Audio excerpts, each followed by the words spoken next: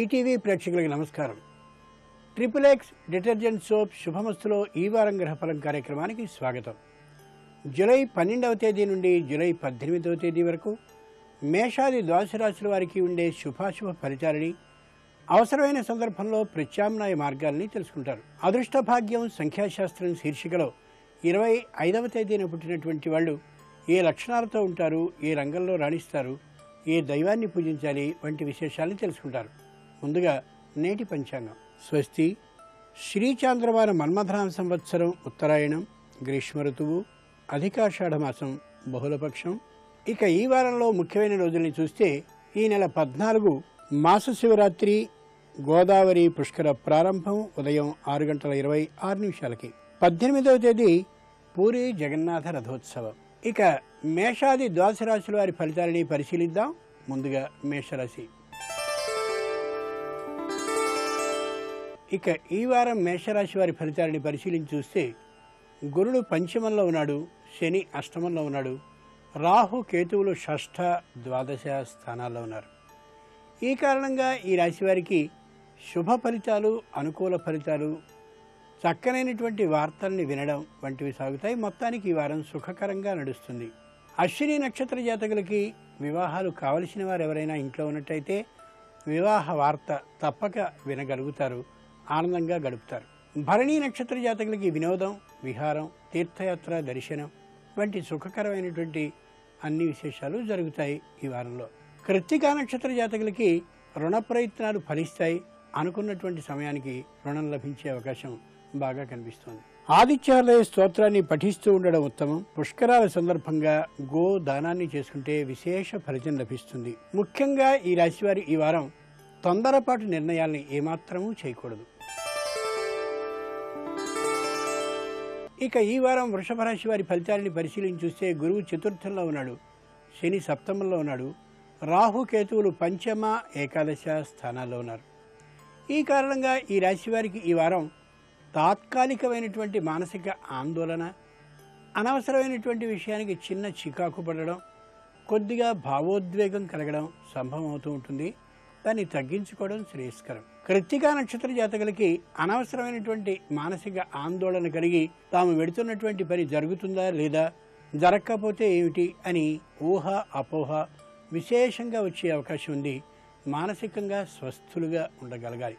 రోహిణీ నక్షత్ర జాతకులకి తమకి యథార్థమైనటువంటి సొమ్ము సరైనటువంటి సమయానికి లభిస్తుందా లేదా అనేటటువంటి ఆందోళన అధికమవుతుంది. కానీ ఈ వారం రాకపోవచ్చు, కానీ పై వారానికి మాత్రం ఖచ్చితంగా వచ్చే అవకాశం కనిపిస్తోంది. తాత్కాలికంగా మానసిక ఆందోళనతో పాటు అనారోగ్యాన్ని తెచ్చుకోకుండా ఉండడం శ్రేయస్కరం. మృగశిర నక్షత్ర జాతకులకి అనవసరమైన అపనింద లేదా ఇతరులు తమని అనుమానించే స్థితి కనిపిస్తోంది. కొద్దిగా ఈ వారం అంతా జాగ్రత్తగా నడుపుకోగలిగితే ఏ కష్టమూ ఉండదు ముందునాటికి. రాజరాజేశ్వరి అష్టోత్తర శతనామ పఠనాన్ని చేస్తూ ఉండడం మంచిది. పుష్కరాల సందర్భంగా భూదానాన్ని యథాశక్తి చేయడం విశేష ఫలితాలని, శుభాన్ని కలిగిస్తుంది. ముఖ్యంగా ఈ రాశివారు ఈ వారం నిరుత్సాహపడకుండా ఉండాలి, ధైర్యంగా ఉండగలగాలి. ఇక ఈ వారం మిథున రాశి వారి ఫలితాలని పరిశీలించి చూస్తే గురువు తృతీయంలో ఉన్నాడు, శని షష్ఠంలో ఉన్నాడు, రాహుకేతువులు చతుర్థ దశమ స్థానాల్లో ఉన్నారు. ఈ కారణంగా ఈ వారం ఈ రాశివారంతా ప్రయత్నాలతోనే గడుపుతారు. ఏ ప్రయత్నము మాత్రం అమలు జరగకపోవచ్చు. అంత మాత్రాన ప్రయత్నాలు చేయడం వ్యర్థమని అనుకోనే కూడదు. ప్రయత్నం చాలా అవసరం అమలు చేయడానికి ముందు, దానితో పాటు ఆలోచన కూడా. మృగశిర నక్షత్ర జాతకులు అయినట్లయితే, వారిలో విద్యార్థులు ఉన్నట్లయితే అధిక శ్రమ చేయవలసి ఉంటుంది. ఇంత శ్రమించినప్పటికీ కూడా ఫలితం వస్తుందా లేదా అని అనుకోకుండా ఫలితం కోసమని తప్పక విశేష శ్రమ చేయవలసిందే. ఆర్ద్ర నక్షత్ర జాతకులకి భార్యా విషయంలో అనారోగ్యం కానీ లేదా భర్త విషయంలో అనారోగ్యం కానీ కొద్దిగా తాపాన్ని కలిగిస్తుంది. కానీ తొందరగా తగ్గిపోయేటటువంటి అనారోగ్యమే తప్ప శాశ్వతమైన దీర్ఘకాలికమైనటువంటి అనారోగ్యం కానే కాదని గ్రహించుకోగలగాలి.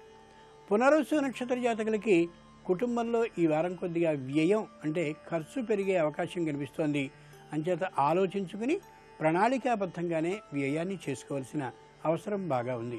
లక్ష్మీ అష్టోత్తర శతనామ పఠనాన్ని చేస్తూ గడపడం ఉత్తమం. ఈ వారం పుష్కరాలు జరిగేటటువంటి వారం కాబట్టి గోధుమల్ని దానం చేయడం విశేషమైన శుభాన్ని కలిగిస్తుంది, మానసిక ఆందోళనని తగ్గిస్తుంది. ముఖ్యంగా ఈ రాశివారు ఈ వారం దాంపత్యంలో విరోధమైనటువంటి అభిప్రాయం లేకుండా అన్యోన్యంగా ఉండడానికి ఇరువురు ప్రయత్నించుకోగలగాలి.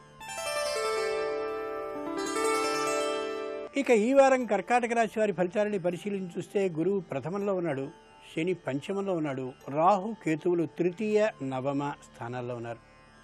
ఈ కారణంగా ఈ రాశివారు ఈ వారం ఆనందంగా గడుపుకోగలుగుతారు. తాత్కాలికమైనటువంటి ప్రతిబంధకాలు ఉన్నప్పటికీ కూడా వాటిని ధైర్యంగా సాధించుకోగలుగుతారు. మొత్తానికి ఈ వారం ఆనందాన్నే కలిగిస్తుంది. పునరుసు నక్షత్ర జాతకులు విదేశీ ప్రయత్నాల్ని కానీ చేసినట్టయితే అవి అనుకూలంగానే సాగుతాయి తప్ప ప్రతికూలత ఏమాత్రమూ ఉండదు. విదేశీ యాన ప్రయత్నాలు తాత్కాలికంగా ఫలితాన్నే ఇస్తాయి, శుభ ఫలితాన్నే. పుష్యమి నక్షత్ర జాతకులకి అనారోగ్యం పూర్తిగా తొలగుతుంది, మానసిక ఆందోళన ఉండనే ఉండదు. అనుభవజ్ఞులైనటువంటి వారి సంప్రదింపుల కారణంగా పరమ ధైర్యంగా ఉండగలుగుతారు. ఆశ్లేష నక్షత్ర జాతకులకి అనారోగ్యపు ఆలోచనే ఉండదు, సంతోషకరంగా ఉండగలుగుతారు. బంధుమిత్రుల రాకపోకలు ఏమాత్రమూ లేకపోయినప్పటికీ కూడా ధైర్యంగా ఆనందంగా గడుపుకోగలుగుతారు. లలిత అష్టోత్తర శతనామాలని పఠిస్తూ గడపడం ఉత్తమం. ఇది పుష్కర కాలం కాబట్టి, అతి పవిత్ర కాలం కాబట్టి వస్త్రదానాన్ని చేయడం శ్రేయస్కరం. ముఖ్యంగా ఈ రాశివారు ఈ వారం సంతానాన్ని గురించినటువంటి ఆందోళన పడకుండా ధైర్యంగా నిత్య పూజని మానకుండా చేసుకోగలగాలి. ఇక ఈ వారం సింహరాశి వారి ఫలితాలని పరిశీలించి చూస్తే గురువు ప్రథమంలో ఉన్నాడు, శని చతుర్థంలో అంటే అర్ధాష్టమంలో ఉన్నాడు, రాహుకేతులు ద్వితీయ అష్టమ స్థానాల్లో ఉన్నారు. ఈ కారణంగా ఈ రాశి వారికి ఈ వారం మానసిక స్వస్థత కోసం, ధైర్యం కోసం ఆధ్యాత్మికంగా ఎవరో గురువునో లేదా తీర్థయాత్రలకి వెళ్ళడమో, పుణ్యక్షేత్రాలకి వెళ్ళడమో వంటి కార్యక్రమాన్ని చేసేటటువంటి అవకాశం బాగా కనిపిస్తోంది. మఖా నక్షత్ర జాతకులు ఏదో వ్యాపారాన్ని చేయాలనేటటువంటి ఆలోచనకి వచ్చినప్పటికీ కూడా విశేషమైనటువంటి లాభ ఆర్జన ఉండకపోవచ్చు. ఆధ్యాత్మికమైనటువంటి గురువుని మాత్రం ఎంచుకుని ఆయన సేవలో ఈ వారం అంతా సుఖంగా ఉండగలుగుతారు. పూర్వ ఫల్గుని నక్షత్ర జాతకులకి మానసికంగా ఆందోళన బాగా తగ్గినప్పటికీ కూడా ఇంకా ఏమైనా జరుగుతుందేమో అనేటటువంటి చిన్న మానసికమైనటువంటి అస్వస్థత కనిపిస్తూ ఉండొచ్చు. జరిగేదంటూ ఏమి ఉండదు, కానీ అస్వస్థత మానసికంగా మాత్రం ఉండే అవకాశం కనిపిస్తోంది. ఉత్తర ఫల్గుని నక్షత్ర జాతకులు తమ సంతానాన్ని గురించినటువంటి చిన్నదైనటువంటి ఆలోచనని జాగ్రత్తగా చేసుకోగలగాలి. ఏదైనా పెడత్రోవ పడుతున్నారని కానీ, లేదా చెడు సహవాసాలు చేస్తున్నారని కానీ, లేదా సరిగా చదవడం లేదని కానీ ఒక కంట కనిపెట్టి ఉండడం ఈ వారం కొద్దిగా మంచిది. లక్ష్మీ నృసింహ కరావలంబ స్తోత్రాన్ని పఠించడం చాలా ఉత్తమం. గోదావరి పుష్కర కాలం కాబట్టి ఈ రాశివారు శని దోష నివృత్తి కోసమని తిలదానాన్ని చేసుకోవడం అత్యవసరం. ముఖ్యంగా ఈ రాశివారు దేన్ని అతిగా భావించకుండా, అతిగా చేయకుండా తగినంత హద్దుల్లో మాత్రమే చేసుకోగలగాలి. ఇక ఈ వారం కన్యారాశి వారి ఫలితాలని పరిశీలించి చూస్తే గురువు ద్వాదశంలో ఉన్నాడు, శని తృతీయంలో ఉన్నాడు, రాహుకేతువులు ప్రథమ సప్తమ స్థానాల్లో ఉన్నారు. అంచేత ఈ వారం ఈ రాశివారు సంపూర్ణమైనటువంటి దైవ ధ్యానంలో మునిగి తేరుతారు, చాలా ఆనందాన్ని పొందుతారు కూడా. ఉత్తర ఫల్గుని నక్షత్ర జాతకులు అంటే ఉత్తర నక్షత్ర జాతకులు పుణ్యనది స్నానాల కోసమని 4-5 చోట్ల గోదావరి ఎక్కడుందో అక్కడికి వెళ్ళి స్నానం చేసినా ఆశ్చర్యపడక్కర్లేదు. అంత దూరం వెళ్ళి స్నానాన్ని చేయాలనే ఆలోచనకు వచ్చేస్తారు. హస్త నక్షత్ర జాతకులు దానాలని, ధర్మాలని విశేషంగా చేస్తారు. దానికోసం ప్రత్యేకంగా సమయాన్ని, సొమ్ముని కూడా కేటాయించుకుని పుణ్యాన్ని సొంతం చేసుకుంటారు. చిత్తా నక్షత్ర జాతకులు ఉత్తములైనటువంటి పురోహితులతోనో, అలాగే గురువులతోనో లేదా ఉభయులతోనో కలిసి సంపూర్ణమైనటువంటి దైవ దర్శనానికి సమయాన్ని, సొమ్ముని, మానసికంగా ఇష్టాన్ని సంపూర్ణంగా ఏర్పాటు చేసుకుంటారు. సుబ్రహ్మణ్య స్తోత్రాన్ని పఠిస్తూ గడపడం ఉత్తమం. పుష్కరాల కాలం కాబట్టి పుష్కర కాలంలో ఈ రాశివారు గుడదానం అంటే బెల్లాన్ని దానం చేయడం విశేష ఫలితాన్ని ఇస్తుంది. ముఖ్యంగా ఈ రాశివారు ఈ వారం వ్యయాన్ని తగు పరిమితుల్లో చేసుకోవడం శ్రేయస్కరం. ఇక ఈ వారం తులారాశి వారి ఫలితాలని పరిశీలించి చూస్తే గురువు ఏకాదశంలో ఉన్నాడు, శని ద్వితీయంలో ఉన్నాడు, రాహు కేతువులు ద్వాదశ షష్ఠ స్థానాల్లో ఉన్నారు.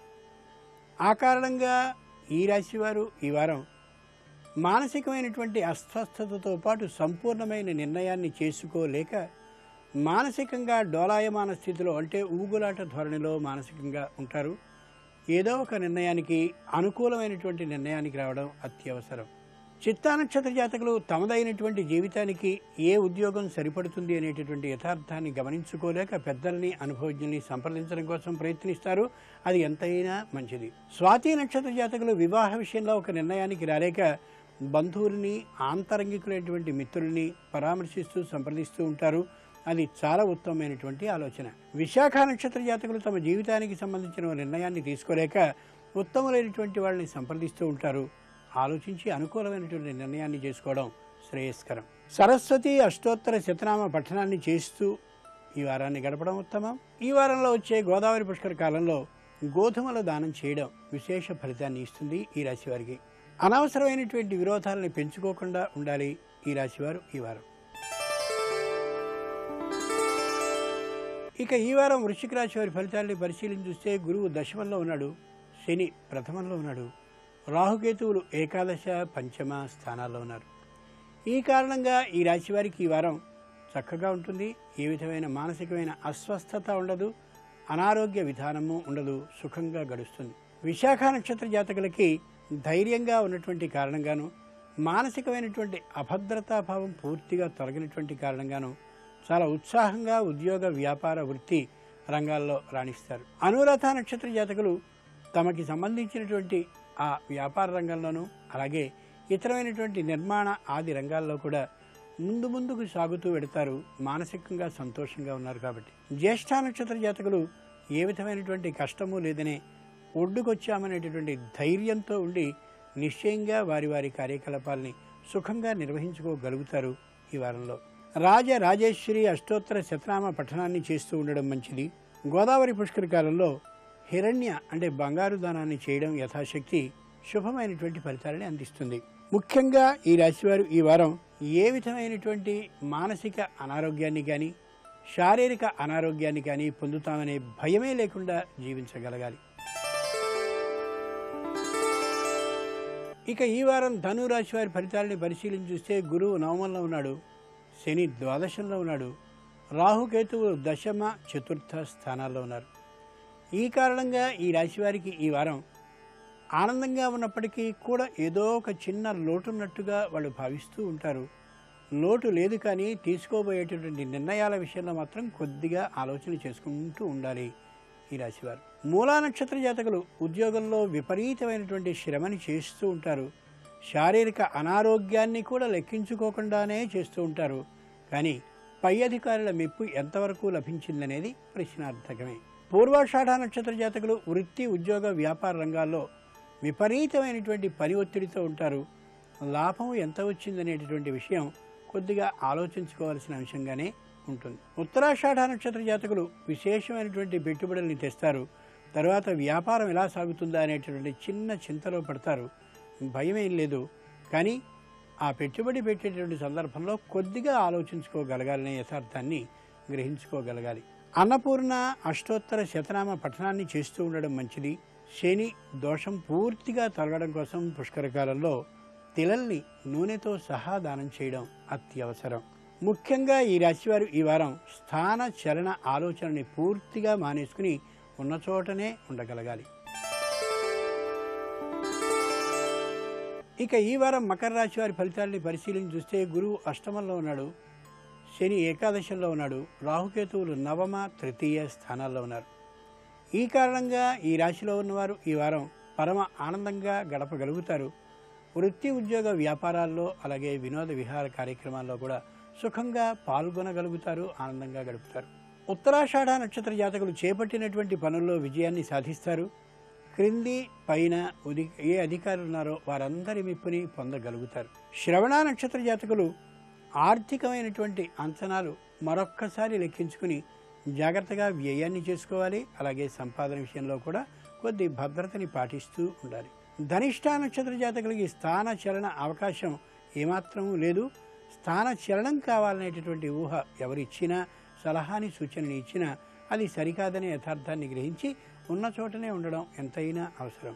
నవగ్రహ స్తోత్ర పఠనాన్ని చేస్తూ గడపడం మంచిది. పుష్కర కాలంలో ఈ రాశివారు లవణదానం అంటే ఉప్పుని దానం చేసినట్లయితే దోషాలు తొలగుతాయి. ముఖ్యంగా ఈ రాశివారు ఈ వారం దాంపత్యంలో పరపత్యాలు రాకుండా చూసుకోగలగాలి.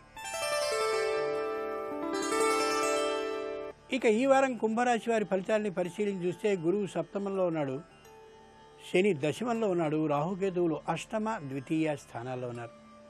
ఆ కారణంగా ఈ వారం శుభవార్తలతోనే నడుస్తుంది. ఈ రాశి వారికి చాలా ధైర్యంగా ఆనందంగా గడపగలుగుతారు.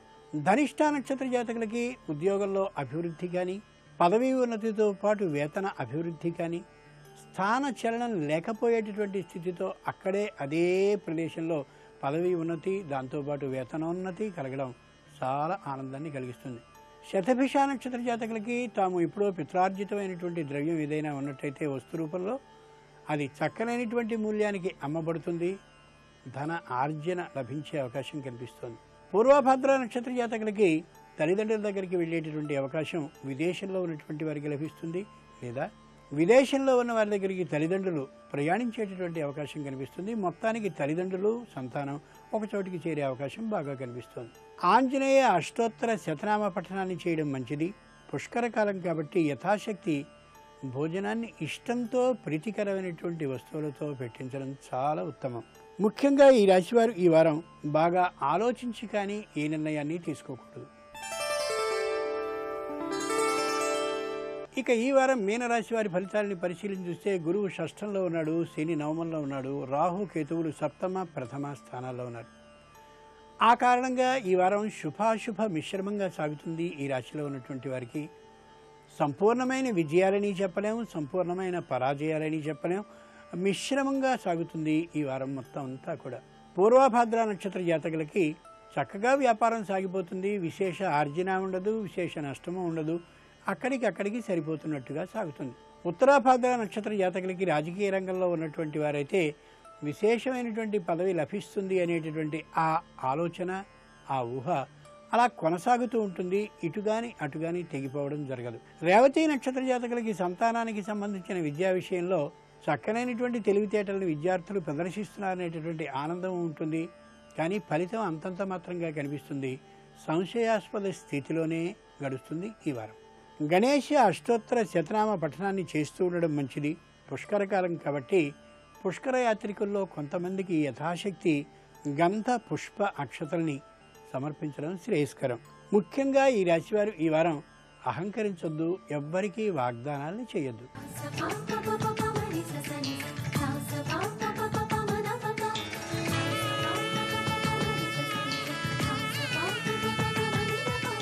పరమ పవిత్రమైనటువంటి జలాలతో భారతదేశాన్నంతటినీ కూడా సుసంపన్నం చేసి కొన్ని కోట్ల మంది తరించడానికి సోపానం ఏర్పాటు చేసినటువంటి వ్యవస్థ నదీ వ్యవస్థ. అటువంటి అద్భుతమైనటువంటి నదులలో ప్రత్యేకించి దక్షిణ భారతదేశంలో ప్రవహించేటటువంటి నదులలో తలమానికమైనటువంటిది గోదావరి నది. అటువంటి గోదావరి నదికి పుష్కరాలు రాబోతున్నాయి. ఈ పుష్కర కాలంలో నదీ జలం అంతటిలోకి కూడా దేవతలు, ఋషిగణాలు, సృష్టికర్త అయినటువంటి బ్రహ్మగారు వీరందరూ కూడా ప్రవేశించినటువంటి కారణం చేత మనుష్యుల యొక్క పాపరాశిని ధ్వంసం చెయ్యడంలో ద్విగుణీకృతమైనటువంటి శక్తిని, చేసినటువంటి కార్యానికి విశేషమైనటువంటి ఫలితాన్ని ఇవ్వగలిగినటువంటి శక్తిని నీరు సంతరించుకుంటుంది. దాన్ని ఋషులు దర్శనం చేశారు. అంతటి పరమోత్కృష్టమైనటువంటి ప్రవాహం కలిగినటువంటిది గోదావరి నది. స్వర్గలోకానికి వెళ్ళాలి అనుకునేటటువంటి వాళ్ళకి నిచ్చెన గోదావరి నది. అంటే గోదావరి నదిని సేవించడం, గోదావరి స్నానం చెయ్యడం, గోదావరి నదీ తీరంలో పుణ్యకార్యాలు ఆచరించడం అంత గొప్పది. గోదావరి నదీ పరివాహక ప్రాంతంలో ఒక ప్రత్యేకమైనటువంటి ప్రాంతంలో స్నానం చేస్తే వచ్చేటటువంటి ఫలితము ద్విగుణీకృతమని, అక్కడ చేసేటటువంటి పుణ్యకార్యముల యొక్క స్థితి వేరుగా ఉంటుందని నిర్ధారించడం కుదరదు. గోదావరి నదీ పరివాహక ప్రాంతంలో ఎక్కడ ఏ పుణ్యకార్యం ఆచరించినా, ఎక్కడ స్నానం చేసినా విశేషమైనటువంటి ఫలితాన్ని ఇవ్వగలిగినటువంటి నది భారతదేశం మొత్తం మీద గోదావరి ఒక్కటే. అందుకే మంగళోత్సంగా అనేటటువంటి పేరు ఒక్క గోదావరికి మాత్రమే అన్వయమవుతుంది. అటువంటి గోదావరికే ఒక ప్రత్యేకమైనటువంటి విభూతి ఉన్నది. దానిని తీర్థాల మొండి అని తెలుగు భాషకి సంబంధించినటువంటి ఒక బిరుదునామంతో పిలుస్తారు. ఎందుచేత అంటే కోటిపల్లి దగ్గర నుంచి గోదావరి సాగర సంగమం చెందే వరకు, అలాగే ఇంజరం దగ్గర నుంచి సాగర సంగమం చెందే వరకు మధ్యలో ఉండేటటువంటి తీర్థములు విశేషమైనటువంటి అనుగ్రహ శక్తిని పొంది ఉంటాయి. తీర్థము అన్న మాటని వ్యాఖ్యానం చేస్తూ వేదంలో ఒక విషయం చెప్తారు.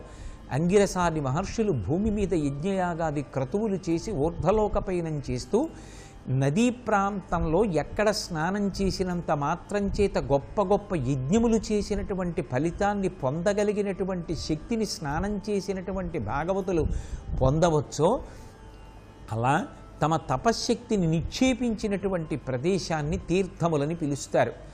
గోదావరి నది విషయంలో ప్రత్యేకంగా కోటిపల్లి నుంచి సాగర సంగమం వరకు, ఇంజరం నుంచి సాగర సంగమం వరకు అనేకమైనటువంటి తీర్థములతో కలిసి ఉన్న కారణం చేత దానికి తీర్థాలముండి అని ఒక ప్రత్యేకమైనటువంటి పేరు ఆ ప్రాంతానికి. అంత గొప్ప శక్తి కలిగినటువంటి నది. స్వర్గలోకానికి వెళ్ళాలి అనుకునేటటువంటి వారికి ఇది నిచ్చెన వంటిది.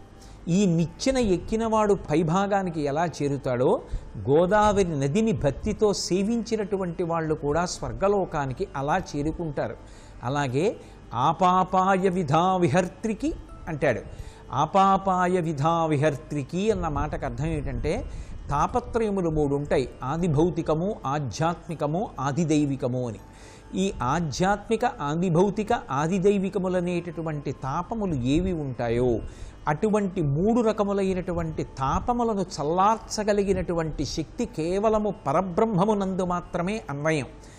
అటువంటి పరబ్రహ్మమునకు గోదావరికి అభేదం. గోదావరిని ప్రవాహం, గోదావరి నదీ జలాలకు ఉండేటటువంటి వైశిష్ట్యం కేవలం పైన దాహార్తిని తీర్చడం, పంటలు పండించడమే కాదు, లోపల సామాన్యమైనటువంటి వ్యక్తి నేత్రములకు గోచరము కానటువంటి అపారమైన దివ్యశక్తి ఎంతగా నిక్షేపింపబడి ఉన్నదో ఋషి దర్శనంతో శ్రీనాథ మహాకవి మనకి అందించినటువంటి మాట. అసలు గోదావరి నది దగ్గరికి వెళ్ళవలసిన అవసరం కూడా లేదన్నాడు ఆయన. గోదావరిలో స్నానం కూడా చెయ్యక్కర్లేదు. గోదావరి గోదావరి గోదావరి అనుచు నిన్ను స్తుతించిన మానవులకున్ గోదావరి తల్లి సంపాదింతు కదమ్మ నీవు భవ్యశుభంబుల్ అన్నాడు. గంగానదిని 3 మాటలు ప్రతిరోజు గంగానది గంగానది గంగానది అని స్మరించినట్టే నిద్ర లేవగానే 3 మాటలు గోదావరి గోదావరి గోదావరి అనుచు పలుకు పుణ్యాత్ములకున్ గోదావరి తల్లి సంపాదింతు కదమ్మ నీవు భవ్యసుఖంబుల్. 3 మాటలు గోదావరి నదిని తలుచుకుని పైకి అంటే చాలు ఆ గోదావరి నది యొక్క అధిష్టాన దైవం ఎవరున్నదో ఆ తల్లి సమస్తమైనటువంటి శుభములు వనగూరేటట్టుగా చేస్తుంది. అంత గొప్ప శక్తి కలిగినటువంటి గోదావరి ప్రవాహం. అంత గొప్ప ప్రవాహంలో తల పెట్టలేరు కనుక ఆ ప్రవాహం వెడుతున్నప్పుడు ఇలా ముట్టుకుని తల మీద చల్లుకున్నంత మాత్రం చేత పరమశివుని యొక్క శరీరమునకు తాకి ప్రవహించింది కాబట్టి గంగ పాపహారిణి అయి సమస్త పాపములను పోగొట్టి అందరూ దేవలోకాలకు వెళ్ళిపోవడానికి మార్గాన్ని సుగమం చేసింది. శరీరంతో వచ్చాడు కాబట్టి ఇదే చిట్ట చివరి జన్మ. వేరొకసారి జన్మ పొందవలసినటువంటి అవసరం లేకుండా చెయ్యగలిగినటువంటి శక్తి అంతర్లీనంగా తన ప్రవాహంలో ఇమర్చుకున్నటువంటి శక్తి ఉన్నటువంటి జలములు కలిగినది గోదావరి ప్రవాహం. అటువంటి గోదావరి నదికి పుష్కరాలు రావడం అంటే ఒక్క ఆంధ్రదేశానికి కాదు, ఆస్తిక్య బుద్ధి కలిగినటువంటి జనులు ఎక్కడ ఉండనివ్వండి అందరికీ పెద్ద పండగ. గురుగ్రహం ఒక్కొక్క రాశిలో ఒక్కొక్క నదిలోకి ప్రవేశించినప్పుడు మొట్టమొదటి 12 రోజులు ఆది పుష్కరాలు అంటారు. పరమ జీవనది కనుక గోదావరికి అంత్య పుష్కరాలు కూడా ఉంటాయి. మొదటి 12 రోజులు చివరి 12 రోజులు ఆది పుష్కరాలు అంత్య పుష్కరాలలో మొట్టమొదట గురుగ్రహం ఆ నదిలోకి ప్రవేశిస్తున్నప్పుడు గురుగ్రహంతో పాటుగా బ్రహ్మగారు బ్రహ్మగారితో పాటుగా ఆయన కమండలంలో ఉండేటటువంటి పుష్కరుడు, ఋషిగణాలు, దేవతాగణాలు అన్నీ కూడా నదీ ప్రవేశం చేస్తాయి. అలా ప్రవేశం చేసినటువంటి కారణం చేత ఆ 12 రోజుల పుష్కర కాలంలో నది విశేషమైనటువంటి దివ్యమైన శక్తిని పొందుతుంది. ఆ శక్తి బాహ్యమైన నేత్రము చేత దర్శింపబడేది కాదు. అటువంటి శక్తిని పొంది ఉన్న కారణం చేత ఇక్కడ పైలోకాలలోనూ కూడా పొందవలసినటువంటి సమస్త సుఖములను పొందడానికి యోగ్యమైనటువంటి కాలంగా పరిగణింపబడింది.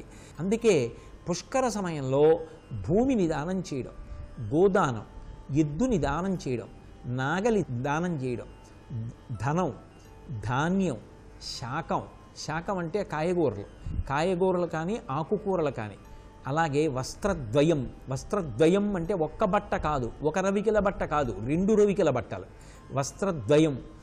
అలాగే పళ్ళు, శయనం అంటే పడుకోవడానికి కావలసినటువంటి మంచం, చందనం. ఉత్తముడైనటువంటి వ్యక్తి లభించినప్పుడు చక్కగా ఇంట్లో చందనం తీసి ఆ చందనాన్ని పట్టుకెళ్ళి గోదావరి నదీ తీరంలో ఒక విద్వాంసుడి యొక్క చేతికి చందనాన్ని అలదడం కూడా చాలా చాలా గొప్ప విశేషంగా గుర్తెరగాలి. సర్వం శ్రీ ఉమామహేశ్వర పరబ్రహ్మార్పణమస్తు. స్వస్తి. గోదావరి నదీ పరివాహక ప్రాంతంలో ఎక్కడ ఏ పుణ్యకార్యమాచరించినా, ఎక్కడ స్నానం చేసినా విశేషమైనటువంటి ఫలితాన్ని ఇవ్వగలిగినటువంటి నది భారతదేశం మొత్తం మీద గోదావరి ఒక్కటే. యువత భవిత శీర్షికలో మకర రాశికి చెందిన యువకులు తమ వృత్తి, ఉద్యోగ, వ్యాపార, విద్యా రంగాల్లో విశేషమైన ప్రతిభని పొందాలి అంటే ఏం చేయాలో చూద్దాం. లలితాదేవికి సంబంధించిన చిత్రాన్ని కానీ లేదా లలితాదేవికి సంబంధించిన విగ్రహాన్ని కానీ తీసుకుని అమ్మవారికి సహస్రనామాలున్నాయి, అవకాశం ఉంటే 1000 నామాలని నిదానంగా చదువుతూ అమ్మవారికి దానిమ్మ గింజలతో అభిషేకాన్ని చేయండి. దాడిమి ఫల ప్రియ అంటే దానిమ్మ పండ్లని ఇష్టపడే ఆవిడ అని. అంటే దానిమ్మ పండ్లతో చేయడం కష్టం కాబట్టి పండులో ఉన్నటువంటి ఆ ఎర్రనైనటువంటి గింజలతో అభిషేకం.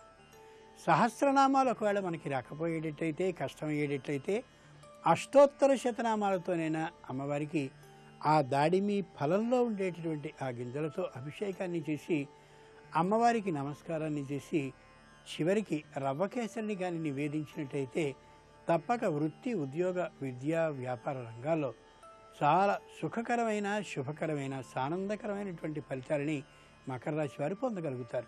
అదృష్ట భాగ్యం సంఖ్యాశాస్త్రం శీర్షికలో 25వ తేదీన పుట్టినటువంటి వారు ఏ లక్షణాలతో ఉంటారు, ఏ రంగంలో రాణిస్తారు, ఏ దైవాన్ని పూజించాలి వంటి విశేషాలను తెలుసుకుంటారు.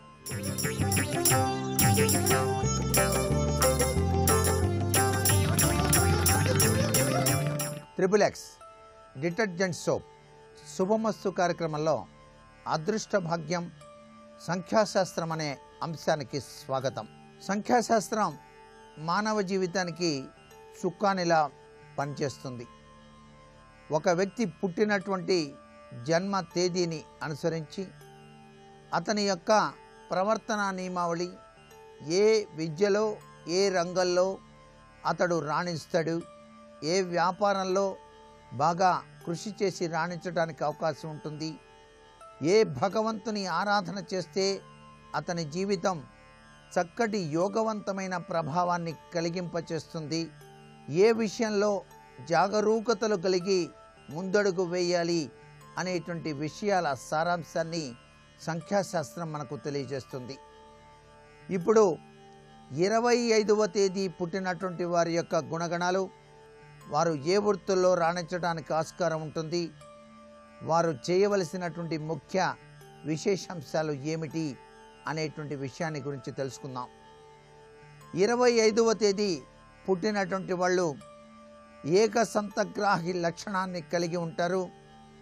మాటలు చెప్పగల సమర్థత లక్షణం వీరి సొత్తుగా ఉంటుంది. వీరు ఎక్కువగా మార్కెటింగ్ లైన్లో బాగా రాణించడానికి ఆస్కారం ఉంటుంది. విదేశీ సామర్థ్య లక్షణాలు కలిగి ఉంటారు. అంటే విదేశీ వ్యాపారాలు చేయటానికి కూడా వీరు సామర్థ్యతను కలిగి ఉంటారు అని చెప్పేసి చెప్పవచ్చు. చక్కని తెలివితేటలు, నైపుణ్యాన్ని కలిగినటువంటి వీరు భాగస్వామ్య వ్యాపారానికి కూడా అర్హులుగానే ఉంటారు. కీర్తి ప్రతిష్టలు గడించడానికి ఎక్కువగా కృషి చేస్తారు. వీరు ఎక్కువగా నీటికి సంబంధించినటువంటి ఫిషరీస్, ఎగుమతి దిగుమతి వ్యాపారాదులు, ఫైనాన్స్ అండ్ చిట్స్ మొదలైనటువంటి వాటిలో కూడా రాణించడానికి ఆస్కారం ఉంది. వీళ్ళు గణాంక విభాగ శాఖలో అత్యున్నతమైనటువంటి పదవుల్ని పొందడానికి ఆస్కారం ఉంది.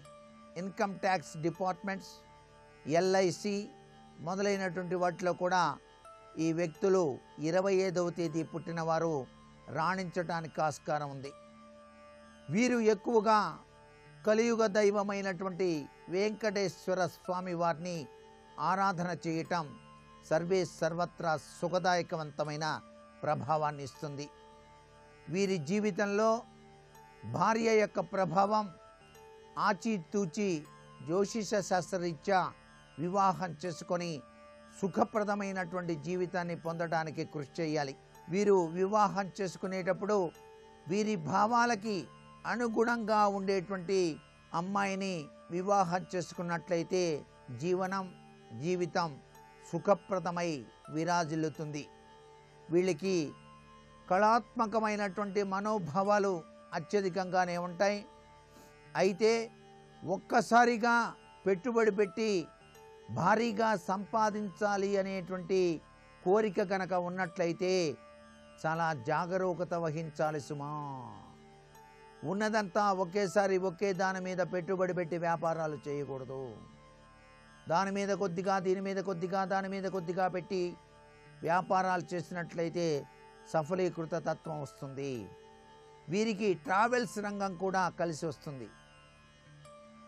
ట్రావెల్స్కి సంబంధించినటువంటి విషయంలో జాగరూకత వహిస్తూ తాను అధికారిగా ఉండి అనుక్షణం పరిశీలన చేస్తూ విధి నిర్వహణ ప్రక్రియలు చేపట్టాలి తప్ప మరొకరికి బాధ్యత అప్పచెప్పి నువ్వు చూస్తూ ఉండు, నేను విదేశాల్లో ఉంటాను అంటే కుదరదు.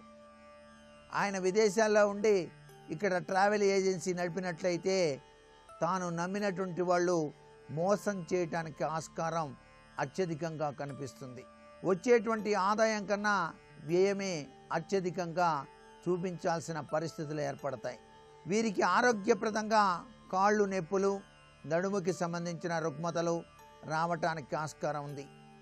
వీరు యోగా మొదలైనటువంటివి గనక ఆచరించినట్లయితే ఆరోగ్యప్రదమైన జీవితాన్ని గడుపుతారు. వీరి జీవితాలలో 25వ సంవత్సరం, 34వ సంవత్సరం ఎక్కువగా విశిష్టవంతమైనటువంటి మార్పు చేర్పులు సుఖప్రదమైనటువంటివి జరగడానికి ఆస్కారం ఉంది.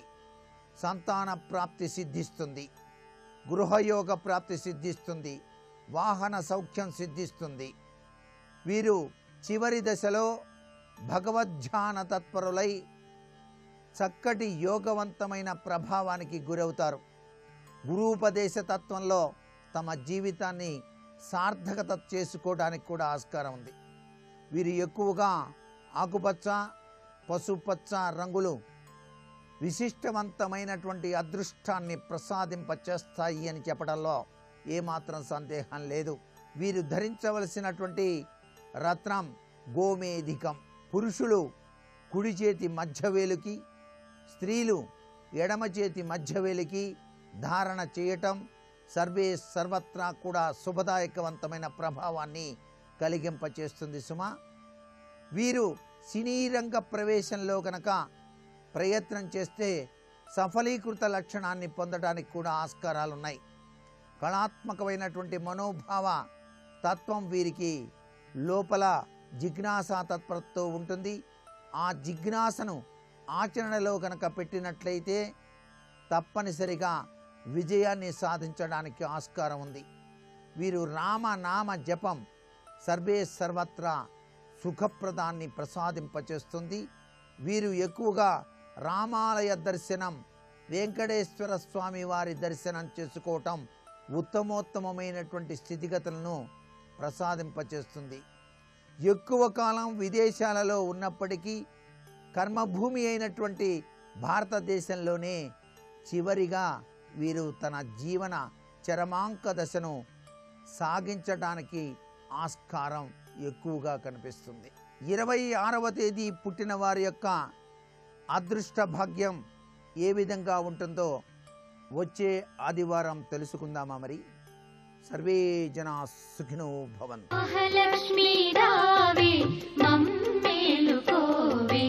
ధనలక్ష్మీదేవి యొక్క అనుగ్రహ కటాక్ష వీక్షణాలని మీరు నిత్యం పొందడానికి లక్ష్మీ గణపతి ఉన్నటువంటి ఆ యొక్క చిత్రపటానికి చక్కగా అలంకరణ చేసి లక్ష్మీ అష్టోత్తర పూజ కనుక చేసినట్లయితే లక్ష్మీదేవి యొక్క కరుణా కటాక్ష వీక్షణాలు మీకు అదృష్టాన్ని చేకూర్చి తీరుతాయి.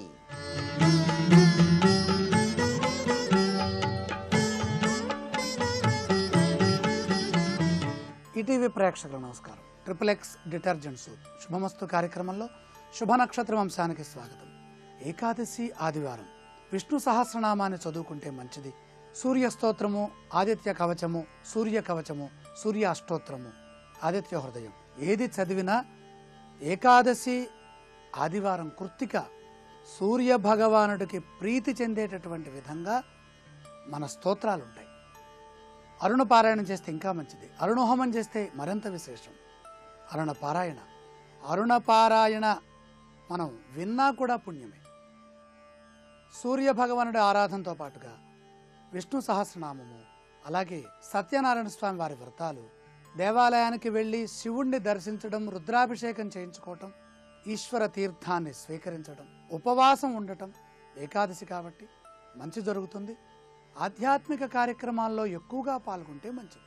రేపటి శుభ నక్షత్రాన్ని పరిశీలన చేసినట్లయితే ద్వాదశి ఘడియలు సోమవారం, రోహిణీ నక్షత్రం. ఈ రోహిణీ నక్షత్రం సోమవారం, చంద్ర విశేషం.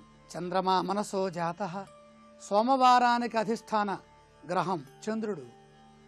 రోహిణీ నక్షత్రానికి కూడా దశానాథుడు చంద్రుడు. కాబట్టి అమావాస్య ముందు వస్తున్నటువంటి ద్వాదశి ఘడియలు ప్రయాణానికి పనికిరావు, కానీ ఇతర కార్యక్రమాలన్నీ కూడా చేసుకోవచ్చు. అలాగే ఉదయం 7:27 తర్వాత బహుళ త్రయోదశి ప్రారంభమవుతోంది. ఈ రోజంతా వృద్ధియోగం ఉంటుంది. రేపటి శుభ నక్షత్రంలో వృద్ధియోగంతో కూడినటువంటి రోహిణీ నక్షత్రం ఉన్నది కాబట్టి ఈ సోమవారం వృద్ధి రోహిణి ఏ పని ప్రారంభించండి, ఆ పనిలో విజయం. రేపటి రోజున శుభ కార్యక్రమాలు చేసుకునే వారందరికీ కూడా విజయప్రాప్తి కలుగుతుంది. పురుషోత్తమ మాసం, అత్యుత్తమమైన ఈశ్వర కటాక్షం, ప్రసన్నత, ప్రశాంతమైనటువంటి ఆలోచనలు, ప్రశాంతమైన జీవనం కొనసాగుతుంది.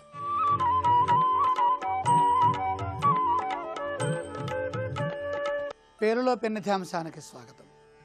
నోయాయి జ్యేష్ఠ. ఈ యకారంలో యా తర్వాత ఈ, ఇది జ్యేష్ఠ నక్షత్రం 3వ పాదాన్ని సూచిస్తుంది. నో యా ఈ. ఇంద్ర, అలాగే ఇందుమతి, ఈశ్వర్ ఈ నామాలు ఉన్నాయి. కానీ పిలిచేటప్పుడు ఇకార అచ్చుని మనం పలకటం చాలా కష్టంగా ఉంటుంది. ఎవరిని పిలుస్తాం? ఈశ్వరుని పిలుస్తాం. ఈశ్వరుని పిలవలేం. ఇందుమతి అంటాం, ఇందుమతి అనలేం.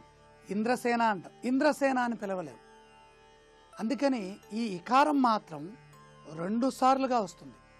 యకారంతో కూడినటువంటి ఇకారం, ఇకో ఎణచి సంధిది. ఇది ఇంద్రదేవతా సంబంధమైనటువంటి ఐశ్వర్య సిద్ధినిచ్చే గొప్ప అదృష్ట లక్ష్మీనామం. ఈం బీజం అంటేనే లక్ష్మీనామం. అసలు నిజానికైతే మనం అలాగే పిలవాలి. ఈ అంటే ఒత్తే పిలవాలి. కోపంలో, ఆనందంలో, సంతోషంలో, తొందరలో పిలవాలి అంటే మనం అంత పిలవలేం. అనారోగ్యం ఉన్నవాళ్ళు, తొందరగా పిలవాలనుకున్న వాళ్ళు అచ్చులని తొందరగా ఉపయోగించలేరు. ఈ వేదాక్షర సంకేతంగా వస్తున్నటువంటి దీంట్లో మరొకసారి పునశ్చరణం అవుతున్నటువంటి నామాలు ఇకారమే, ఇంకా ఏవి పునశ్చరణం కావు. ఇకారం అంత కష్టమైంది. ఈం బీజ జప సంతుష్టాయ నమః, శ్రీం బీజ జప సంతుష్టాయ నమః. ఈం అంటే మహాలక్ష్మి, మహాలక్ష్మి సంకేతంగా ఇకారం ఉన్నది. ఇంద్ర, ఇందుమతి, ఈశ్వర్, ఇలా ఈ ఈ అక్షరాలతో ప్రారంభమవుతున్న దాంట్లో ఇక్కడ యాగుడంతంలో ఇకారం భాసిల్లుతోంది. అక్కడ ఆయి ఊయే కృత్తిక, దానికి ఎదురుకుండా ఇక్కడ జ్యేష్ఠ నక్షత్రం ఉంది. మళ్ళీ చెప్పబడుతోంది కృత్తిక జ్యేష్ఠ నక్షత్రాల అనుగ్రహం. మళ్ళీ కృత్తిక అనగానే మళ్ళీ అక్కడ కృత్తిక నక్షత్రం అగ్ని దేవత, మళ్ళీ ఇక్కడ ఇంద్రో ఓ జ్యేష్ఠ. విశాఖ నక్షత్రానికి ఏ విధంగా ఇంద్రాగ్నులు అధిపతులుగా ఉన్నారో ఇక్కడ అగ్ని ఇంద్రులు అధిపతిగా ఉన్నారు. ఇంకా విశేషం, ఇది యం వాయుతత్వాత్మనే, ఇది వాయుతత్వం, వాయునామం, వాయు సంకేతం, వాయుదేవత, వాయువు ప్రాణశక్తి. ఆంజనేయ స్వామి వారు అధిష్టానంగా ఉన్నారు. ఈ ఇకారానికి అగ్ని, సుబ్రహ్మణ్యేశ్వర స్వామి, ఇంద్రుడు ముగ్గురు అధిష్టానంగా ఉన్నారు. దత్తాత్రేయ ఆరాధన ఎంతగానో సహకరిస్తుంది. శక్తిమంతులై ఉంటారు. ఎందుకని కృత్తికా నక్షత్రానికి సుబ్రహ్మణ్యేశ్వర స్వామి వారికి అనుసంధానం ఉన్నది. ఇక్కడ ఇకారంతో కూడినటువంటి ఈ నామాక్షరం పేరులో పెన్నిధి జ్యేష్ఠ నక్షత్రాన్ని సూచిస్తోంది. ఇది వృశ్చిక రాశి. ఈ వృశ్చిక రాశికి కుజుడికి అనుసంధానమే ఉన్నది. అంటే మళ్ళీ ఇక్కడ సుబ్రహ్మణ్య స్వామి వారి యొక్క బంధం ఎక్కువగా ఉన్నది. సుబ్రహ్మణ్య ఆరాధన చేస్తే జీవితంలో త్వరగా పైకి వస్తారు. ఉత్తమమైనటువంటి ఆరోగ్యంతో, ఉన్నత ఆశయాలతో, ఉన్నతాసనాన్ని అధిష్ఠించి ఉత్తమమైన జీవనాన్ని కొనసాగిస్తారు. రేపటి సింహస్తు కార్యక్రమంలో యు అనే అక్షరంతో పేరు మొదలయ్యే వారి అదృష్ట భాగ్య సిద్ధి ఏ విధంగా ఉందో పరిశీలన చేద్దాం. మీరు ఎన్ని ప్రయత్నాలు చేసినా రావలసిన ధనం సకాలంలో చేతికి అందటం లేదా? ఆదాయ మార్గాలకు ఆటంకాలు ఎదురవుతున్నాయా? ఇదిగో ఈ సులభమైన ప్రక్రియను పాటించండి. ప్రతి నెలలో శుక్లపక్షంలో వచ్చే చతుర్దశి తిథి నాడు అనంత పద్మనాభ స్వామిని ఎర్రటి పుష్పాలతో పూజించండి. అనంత పద్మనాభ స్వామికి వడపప్పు, పానకం నివేదించి దాన్ని ప్రసాదంగా స్వీకరించండి. అనంత పద్మనాభ స్వామి అనుగ్రహం వల్ల రావలసిన ధనం సకాలంలో చేతికి అందటానికి ఆస్కారం ఎంతగానో ఉంది.